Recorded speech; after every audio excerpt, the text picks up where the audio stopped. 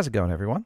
I'm Matt Vanacoro, and I am really excited to take you through everything that you need to know about your Moog Sub 37 analog synth. The Moog Sub 37 is a dual oscillator paraphonic synthesizer, sometimes called duophonic, basically meaning that unlike some of the previous monophonic synths, the Moog Sub 37 can play two notes at the same time using the two oscillators mapped to two different pitches.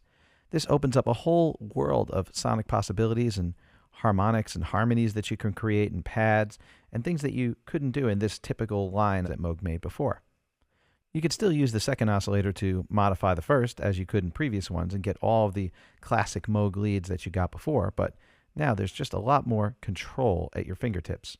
Speaking of control, there are 40 knobs and 74 buttons on the front panel of this keyboard. Everything that you need is really kind of mapped to the front, so the control options can be a little bit staggering. We're going to take a really deep look at all the different ways we can use these controls to modify and sculpt your sound.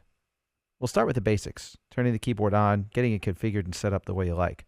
Then we'll jump into playing some of the factory presets, tweaking them a little bit, and saving them to different locations.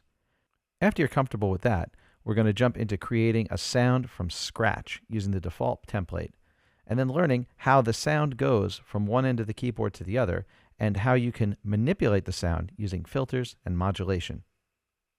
We'll be able to craft a real sonic powerhouse from, well, just about nothing.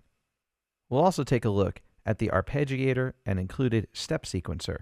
This is something that was also not present in this particular previous line or setup of keyboards that Moog made, and it's a real welcome addition. Well, I know you're about as excited as I am to jump in and start playing this thing. Let's get started.